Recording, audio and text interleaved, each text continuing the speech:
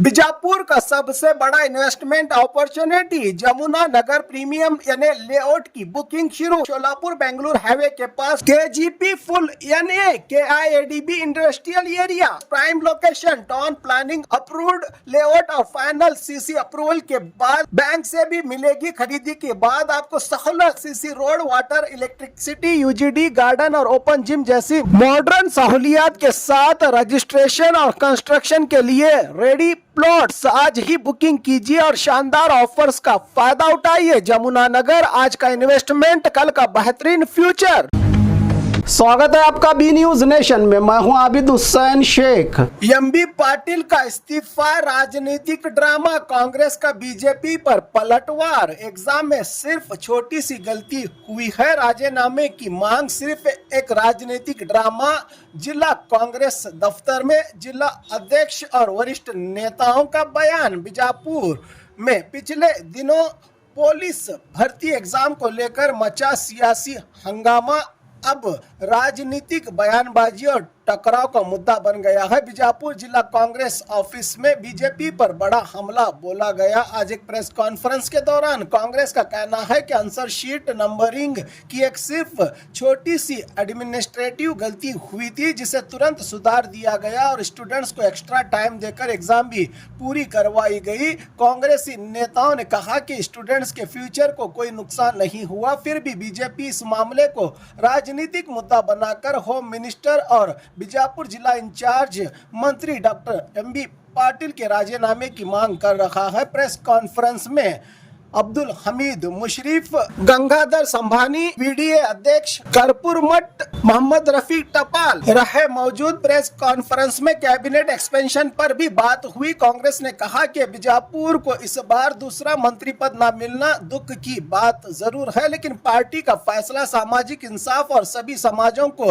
प्रतिनिधित्व देने के लिए लिया गया फैसला है। साथ ही इंडी MLA यशवंतराय गौड़ा पाटिल से अपना इस्तीफा वापस लेने की अपील करते हुए कहा गया कि उनके लिए पार्टी में आगे भी और बड़े मौके मौजूद हैं। कांग्रेस का आरोप है कि बीजेपी स्टूडेंट्स की मदद के लिए नहीं बल्कि अपने राजनीतिक फायदा उठाने के लिए इस मुद्दे को हवा दे रही है। अब इस विवाद पर राजनीतिक और तेज होने की संभावना जताई जा रही है। ಏನಪ್ಪ ಅಂದರೆ ನಿನ್ನೆ ದಿವಸ ಸಚಿವ ಸಂಪುಟ ಆಯಿತು. ವಿಜಯಪುರ ಜಿಲ್ಲೆಗೂ ಇನ್ನೊಂದು ಸಚಿವ ಸ್ಥಾನ ಸಿಗ್ತದೆ ಅಂತಕ್ಕಂಥ ಆಶೆಯಲ್ಲಿ ಬಿಜಾಪುರ ಜಿಲ್ಲಾ ಕಾಂಗ್ರೆಸ್ ಆಗಿರ್ಬೋದು, ಇಲ್ಲಿರ್ತಕ್ಕಂಥ ಎಲ್ಲ ಕಾರ್ಯಕರ್ತರು ಅಪೇಕ್ಷೆ ಇತ್ತು. ಆದರೆ ಪಕ್ಷದ ನಿರ್ಣಯದಂತೆ ಇವತ್ತು ನಮ್ಮ ಜಿಲ್ಲೆಯಲ್ಲಿ 3 ಜನ ಪ್ರಬಲ ಆಕಾಂಕ್ಷಿಗಳಿದ್ದರೂ ಯಾರಿಗೂ ಆ ಒಂದು ಅವಕಾಶ ಆಗಲಿಲ್ಲ. ಯಾಕಂದರೆ ಪಕ್ಷ ಎಲ್ಲ ಸಮಾಜಗಳನ್ನು ಜೊತೆಗೆ ತೆಗೆದುಕೊಂಡು ಹೋಗಬೇಕು. ಇದು ಸಾಮಾಜಿಕ ನ್ಯಾಯವನ್ನು ಕೊಡ್ತಕ್ಕಂಥ ಒಂದು ಸಚಿವ ಸಂಪುಟ ಮಾಡಬೇಕು ಅಂತಿಕೊಂಡು ಪ್ರತಿಯೊಂದು ಸಮಾಜಗಳಿಗೂ ಸಹ ಸಣ್ಣ ಸಣ್ಣ ಸಮಾಜಗಳಿಗೂ ಸಹ ಗುರುತಿಸಿ ಸಚಿವ ಸ್ಥಾನವನ್ನು ಕೊಡ್ತಕ್ಕಂಥ ಕೆಲಸ ಪಕ್ಷ ಇಲ್ಲಿ ಮಾಡಿದೆ. ಹೀಗಾಗಿ ನಮ್ಮ ಜಿಲ್ಲೆಗೆ ಇನ್ನೊಂದು ಅವಕಾಶ ತಪ್ಪಿರೋದು ಒಂದು ಕಡೆ ನಮ್ಗೆ ವೈಯಕ್ತಿಕವಾಗಿ ನೋವಿದ್ರೂ ಸಹ ಪಕ್ಷದ ನಿರ್ಣಯಕ್ಕೆ ನಾವೆಲ್ಲರೂ ಭದ್ರ ಹಾಕ್ಕೊಂಡು ಕಿಶಿಂದ್ರೆ ಹೋಗಬೇಕು ಅಂತಕ್ಕಂಥ ವಿಚಾರದಿಂದ ನಾವೆಲ್ಲರೂ ನಮ್ಮ ಮುಖ್ಯಮಂತ್ರಿಗಳು ಏನು ರಚನೆ ಮಾಡಿದ್ದಾರೆ ಈ ಸಚಿವ ಸಂಪುಟವನ್ನು ಇವತ್ತಿನ ದಿವಸ ಜಿಲ್ಲಾ ಕಾಂಗ್ರೆಸ್ ವತಿಯಿಂದ ಅದನ್ನು ತುಂಬ ಹೃದಯದಿಂದ ಸ್ವಾಗತವನ್ನು ಮಾಡ್ತಾ ಇದ್ದೇವೆ. ಈಗ ಸಚಿವ ಸಂಪುಟ ಹ್ಞೂ ಸರ್. ಸಚಿವ ಸಂಪುಟ ವಿಸ್ತರಣೆ ಇದರಲ್ಲಿ ನಮ್ಮ MD MLA ಅವರು ರಾಜೀನಾಮೆ ಕೊಟ್ಟಿದ್ದಾರೆ. ಇವತ್ತು ಮುದ್ದೆಬಿಹಾರದವರು ಆ ನಿಗಮ ಮಂಡಳಿಗೆ ರಾಜೀನಾಮೆ ಕೊಡ್ತೀವಿ ಅಂದಿದ್ದಾರೆ. ಅದಲ್ಲದೆ ಇಬ್ಬರು ಸಹ ಮಾಧ್ಯಮಗಳ ಜೊತೆ ಮಾತಾಡ್ತಾ ಜಿಲ್ಲಾ ಉಸ್ತುವಾರಿ ಸಚಿವರೇ ಇದಕ್ಕೆ ಕಾರಣ ಅಂತ ಹರಿಹಾಯ್ದಿದ್ದಾರೆ. ಮತ್ತು 28ರ ಎಲೆಕ್ಷನ್ನಲ್ಲಿ ನಾವು ವಾರ್ ಡಿಕ್ಲೇರ್ ಮಾಡ್ತೀವಿ ಅಂತಲೂ ಘೋಷಣೆ ಮಾಡಿದ್ದಾರೆ. ಇದು ಪಕ್ಷದ ಜಿಲ್ಲೆಯ ಪರಿಣಾಮ ಬೀರಲ್ವಾ? ಇದು ಕಾರ್ಯಕರ್ತರ ಮೇಲೆ ಪರಿಣಾಮ ಆಗಲ್ವಾ? ಇಂಡಿ ಶಾಸಕರು ರಾಜೀನಾಮೆ ಪಕ್ಷಕ್ಕೆ ಕೊಡ್ತೀನಿ ಅಂತಕ್ಕಂಥದ್ದು ಮತ್ತು ಉಪಸಭಾಪತಿಗಳಿಗೆ ಅವರು ರಾಜೀನಾಮೆ ಕೊಟ್ಟಿರೋದು ನಾನು ಮಾಧ್ಯಮದ ಮುಖಾಂತರ ನೋಡಿದ್ದೇನೆ. ಅವರ ಆಸೆ ಇತ್ತು, ಸ್ವತಂತ್ರ ಸಿಕ್ಕ ನಂತರ ಇಂಡಿ ಮತಕ್ಷೇತ್ರಕ್ಕೆ ಸಚಿವ ಸ್ಥಾನ ಸಿಕ್ಕಿಲ್ಲ, ನಾನು 3 ಬಾರಿಯಾಗಿ ಶಾಸಕನಾಗಿದ್ದೀನಿ, ನನಗೆ ಒಂದು ಸಚಿವ ಸ್ಥಾನ ಕೊಟ್ಟೇ ಕೊಡ್ತಾರೆ ಅಂತಕ್ಕಂಥ ಆಸೆಯಲ್ಲಿದ್ದರು. ಆದರೆ ಪಕ್ಷ ತೆಗೆದುಕೊಂಡಂಥ ನಿರ್ಣಯಕ್ಕೆ ಅವರು ಕಟ್ಟ ಜಿಲ್ಲೆಯಲ್ಲಿರ್ತಕ್ಕಂಥ ಶಾಸಕರಲ್ಲಿ ಕೆಲವು ಶಾಸಕರಲ್ಲಿ ಅವರು ಒಬ್ಬರು ಕಟ್ಟ ಕಾಂಗ್ರೆಸ್ಸಿಗರು ಅಂತ ಹೇಳಿದ್ರೆ ತಪ್ಪಾಗಲಿಕ್ಕಿಲ್ಲ. ಅವರು ಒಂದು ತಮ್ಮ ಆಕ್ರೋಶದಲ್ಲಿ ಪಕ್ಷಕ್ಕೆ ರಾಜೀನಾಮೆ ಕೊಡ್ತಕ್ಕಂಥ ಏನು ಕಾರ್ಯ ಮಾಡಿದರೆ ಇದು ಒಳ್ಳೆಯದಲ್ಲ ಅಂಥೇಳಿ ನಾನು ಹೇಳೋದಕ್ಕೆ ಇಷ್ಟಪಡ್ತಾ ಇದ್ದೀನಿ. ಯಾಕಂದರೆ ಪಕ್ಷ ಭಾಳ ದೊಡ್ಡದು, ಪಕ್ಷದ ಇತಿಹಾಸ ಭಾಳ ದೊಡ್ಡದು. ನಾವೆಲ್ಲರೂ ಪಕ್ಷಕ್ಕೆ ಎಷ್ಟೇ ಸೇವೆ ಸಲ್ಲಿಸಿದ್ರೂ ಸಹ ಪಕ್ಷ ನಿರ್ಧಾರ ಏನು ತೆಗೆದುಕೊಳ್ತದೆ ಅದಕ್ಕೆ ಬದ್ಧರಾಗಿರಬೇಕು. ಇವತ್ತು ಯಶವಂತರಾಯಗೌಡರು ಏನು ರಾಜೀನಾಮೆ ಕೊಟ್ಟಿದ್ದಾರೆ, ನಾನು ಅವರಲ್ಲಿ ವಿನಂತಿಯನ್ನು ಮಾಡ್ಕೊಳ್ತೀನಿ, ಅವರು ಮರುಪರಿಶೀಲನೆ ಮಾಡಿ ಅದನ್ನು ಹಿಂಬಡ್ಕೊಂಡು ಕಿಸಿದ್ರೆ ಮತ್ತೆ ಅವ್ರಿಗೆ ಭವಿಷ್ಯ ಇದೆ. ಮುಂದಿನ ದಿನಮಾನದಲ್ಲಿ ಮತ್ತೆ ಅವರು ಸಚಿವರಾಗ್ತಕ್ಕಂಥ ಎಲ್ಲ ಅರ್ಹತೆಗಳು ಅವ್ರಿಗಿದ್ದಾವೆ. ಮುಂದೆ ನಾವೆಲ್ಲರೂ ಕೂಡಿ ಕಿಸಿದ್ರೆ 28ರಲ್ಲಿ ಮತ್ತೆ ನಮ್ಮ ಸರ್ಕಾರವನ್ನು ಅಧಿಕಾರಕ್ಕೆ ತರ್ತಕ್ಕಂಥ ನಿಟ್ಟಿನಲ್ಲಿ ಅವರೆಲ್ಲ ಪ್ರಯತ್ನ ಮಾಡ್ತಾರೆ. ಮತ್ತು ನಮ್ಮ ರಾಜ್ಯ ನಾಯಕರಾಗಲಿ ರಾಷ್ಟ್ರೀಯ ನಾಯಕರಾಗಲಿ ಇವತ್ತು ಯಶವಂತರಾಯಗೌಡರಿಗೆ ಕರೆದು ಅವರಿಗೆ ಮನವೊಲಿಸ್ತಕ್ಕಂಥ ಕಾರ್ಯ ಮಾಡ್ತಾರೆ ಅಂತಕ್ಕಂಥ ವಿಶ್ವಾಸ ಇದೆ. ಇದು ಸುಗಮವಾಗಿ ಮುಗೀತದೆ. ಅದೇ ರೀತಿ ಶಾಸಕರು ಸಚಿವರ ವಿರುದ್ಧನೇ ಆರೋಪ ಮಾಡಿದ್ದಾರೆ. ಅದೇ ರೀತಿ ಮುದ್ದೇಬೇಳೆ ಶಾಸಕರಾದಂಥ ಅಪ್ಪಾಜಿ ನಾಡಗೌಡ ಸಾಹೇಬರು ಸಹ ಇವತ್ತು ಸಚಿವರಾಗಬೇಕು ಅಂತ ಹೇಳ್ಕಿಸಿದ್ರೆ ಆಸೆ ಪಟ್ಟಂಥವ್ರು. ಆಸೆ ಪ್ರತಿಯೊಬ್ಬರಿಗೂ ಇರ್ತದೆ, ಆದರೆ ಅವಕಾಶಗಳು ಕೆಲವೇ ಇರೋದರಿಂದ ನಾನು ಒಂದು ವಿಷಯ ಬಿಚ್ಚಿ ಮಾತನಾಡಬೇಕಾಗ್ತದೆ. ಇವತ್ತು ಒಟ್ಟಾರೆ ಕಾಂಗ್ರೆಸ್ ಸರ್ಕಾರದಲ್ಲಿ ಲಿಂಗಾಯತ ಒಳಪಂಗಡಗಳಿಗೆ 7 ಸ್ಥಾನಗಳನ್ನು ಕೊಡಬೇಕು ಅಂತಿಕೊಂಡು ಎಲ್ಲ ಒಳಪಂಗಡಗಳಿಗೆ ಒಂದೊಂದೇ ಸ್ಥಾನವನ್ನು ಕೊಟ್ಟಿದ್ದಾರೆ. ಇವತ್ತು ಯಶವಂತರಾಯಗೌಡರು ಆದಿ ಬಣಿಜ್ಗ ಸಮಾಜದವರಾಗಿರ್ಬೋದು, ಶಿವಾನಂದ ಪಾಟೀಲರು ಪಂಚಮಸಾಲಿ ಸಮಾಜದವರು, ಅದೇ ರೀತಿ ಅಪ್ಪಾಜಿ ನಾಡಗೌಡರು ಲಿಂಗಾಯತ ರೆಡ್ಡಿ ಸಮಾಜದಿಂದ ಬಂದಂಥವು.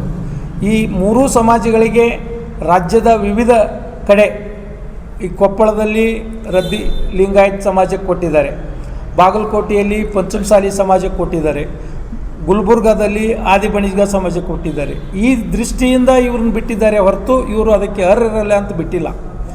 ಈ ಒಂದು ಉದ್ದೇಶದಿಂದ ಪಕ್ಷ ಇವರನ್ನು ಬಿಟ್ಟು ಇನ್ನೊಬ್ಬರಿಗೆ ಆ ಸಮಾಜಕ್ಕೆ ಅನುಕೂಲ ಮಾಡಿಕೊಟ್ಟಿದೆ. ಹೀಗಾಗಿ ಇದರಲ್ಲಿ ನಮ್ಮ ಜಿಲ್ಲಾ ಉಸ್ತುವಾರಿ ಸಚಿವರ ಯಾವುದೇ ಕೈ ಇಲ್ಲ. ಇದು ಸಂಪೂರ್ಣ ರಾಷ್ಟ್ರೀಯ ನಾಯಕರು ಮತ್ತು ರಾಜ್ಯ ನಾಯಕರು ತೆಗೆದುಕೊಂಡಂಥ ನಿರ್ಣಯ. ಇವತ್ತು ಅವರಿಗೂ ಸಹ ಮನವೊಲಿಸ್ತಕ್ಕಂಥ ಕೆಲಸ ನಮ್ಮೆಲ್ಲ KPCCಯ ಪದಾಧಿಕಾರಿಗಳು ಆಗಿರ್ಬೋದು, ಅಧ್ಯಕ್ಷರಾಗಿರ್ಬೋದು, ರಾಷ್ಟ್ರೀಯ ಉಸ್ತುವಾರಿಗಳು ಏನು ರಾಜ್ಯಕ್ಕೆ ಆಗಮಿಸಿದ್ದಾರೆ ಅವರು ಇರುವರನ್ನು ಅಪ್ಪಾಜಿ ನಾಡಗೌಡರಿಗೆ ಆಗಿರ್ಬೋದು, ಯಶವಂತರಾಯಗೌಡರಿಗಾಗಲಿ ಕರೆಸಿ ಮಾತನಾಡಿ ಇದನ್ನು ತಿಳಿ ಮಾಡ್ತಕ್ಕಂಥ ಕೆಲಸ ಮಾಡ್ತಾರೆ ಅಂತಕ್ಕಂಥ ಭರವಸೆ ಇದೆ. ಈ ಸಲನೂ ಉಸ್ತುವಾರಿ ಸಚಿವರ ಮೇಲೆ ಎಲ್ಲರೂ ಟಾರ್ಗೆಟ್ ಮಾಡ್ತಾ ಇದ್ದಾರೆ. ಈಗ ಯಾರು ಅಲ್ಲಿ ನಾಡಗೌಡರು ಟಾರ್ಗೆಟ್ ಮಾಡೋರು, ಇಲ್ಲಿ ಯಶವಂತರಾಯಗೌಡರು ಮಾಡ್ತಾ ಇದ್ದಾರೆ, ಒಂದು ಕಾಲಕ್ಕೆ ನೀವು ಮಾಡಿದವ್ರೆ. ಏನು ನಡೀತಾ ಇದೆ ಅಂತ ಅಲ್ಲ ಸರ್, ಈಗ ಒಂದು ಏನು ಡಿಕ್ಟೇಟರ್ಶಿಪ್ ನಡೀತಾ ಇದೆಯಾ ಏನು ಕಾಂಗ್ರೆಸ್ಸಲ್ಲಿ? ಈಗ ಒಂದು ಪಕ್ಷದ ಲೀಡರ್ಶಿಪ್ ಅಥವಾ ಪಕ್ಷದಲ್ಲಿ ದೊಡ್ಡ ಅಧಿಕಾರವನ್ನು ಹೊಂದಿದಂಥವರು MP ಪಾಟೀಲ್ರು. ಈಗ ಏನಾದರೂ ನೋವಾದಾಗ ಅವ್ರ ಮುಂದೆ ತೊಡ್ಕೊಳ್ಬೇಕು, ಅವರಿಗೆ ಕೇಳಬೇಕು.